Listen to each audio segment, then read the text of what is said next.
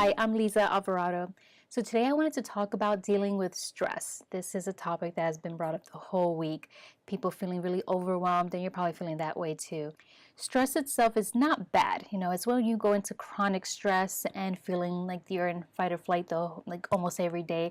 That's an issue. That's more like chronic stress. So I wanted to give you 3 tips, very simple things that you can do and implement today to make you feel more in control over stress. So first off, stress is actually our body's signal that you're doing way too much. So if you're doing way too much with not enough time and resources, then your body's going to go into stress. So one of the first tips is actually manage your time better. We all have 24 hours on this planet, okay? Everyone from someone who's homeless to the president to your teacher to you, me. Everyone has 24 hours. So why is it that some people can get so much done and some people don't get anything done? Well, basically it's the way that we manage our time. So pay attention, number one, where is your time going? If you're feeling stressed but really you're not getting anything done, then you really need to learn how to work smarter, not harder. So in order to manage it better, you need to find a way to organize your time. I'm a big fan of planners. I will actually recommend a couple in the description below that I've used before. I'm a big fan of the Passion Planner, but use what works for you. Not everyone likes planners, and that's fine. You have to do what works for you. So whether it's an app, using your phone, writing things on a piece of paper, or a calendar, it doesn't matter, but you definitely need something to manage your time and organize what you need to do. If you keep everything in your head, you're going to forget because we have enough things to worry about. So it's just impossible to remember every single thing that you have to do. So find a way that's going to help you remember things, okay? So that's number one. You need to organize your time a lot better, okay? So that means scheduling out your day and typically the day before. That's the best time to prepare for the next day. That also means picking out your outfit or whatever you need to do the next day, have everything ready. But definitely if you have some kind of planner or app or whatever you use to organize your time, it is a lot easier. Now it doesn't have to be to the T, be flexible, but at least it gives you an idea of what you need to get done. With that also is learning to say no. If you're saying yes to everything, then you're just filling up your own plate with a bunch of unnecessary things. So if you have trouble saying no, definitely look into that and find ways to say no.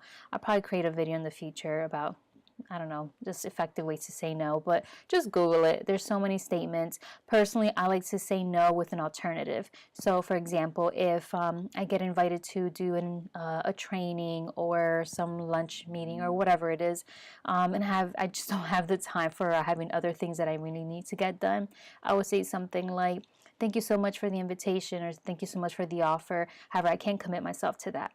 Or thank you so much for the offer, but I can't commit myself to that. Have you tried so-and-so?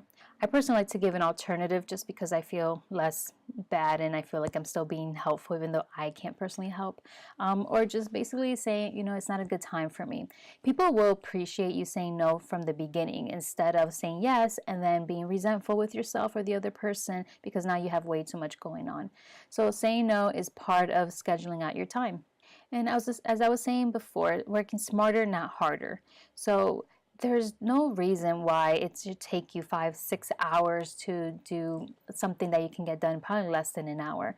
A lot of times we waste time. So be very mindful. Are you spending like 3 hours on social media doing nothing, just entertainment, or watching, videos that have nothing to do with what you need to get done? Those 3 hours you can get a lot of other stuff done. The next thing is your body's also telling you need to rest. So whenever really stressed is your body's way of also telling you need to just chill out and rest. So is there a way to kind of fit it into your schedule? Little rest here and there can actually be more helpful than doing nothing. So instead of pushing through, so maybe you have classes and work and volunteering and just a bunch of responsibilities. Hey, almost everyone's busy, even ants, so that's what I say.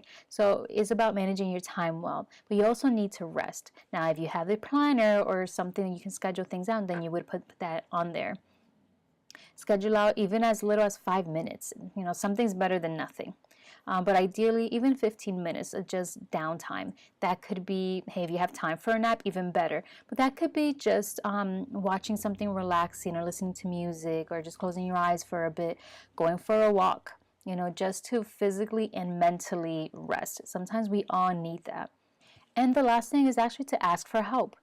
we can do anything, but not everything at once anyway. So ask for help. Okay, this is part of delegating and really knowing your strengths and weaknesses.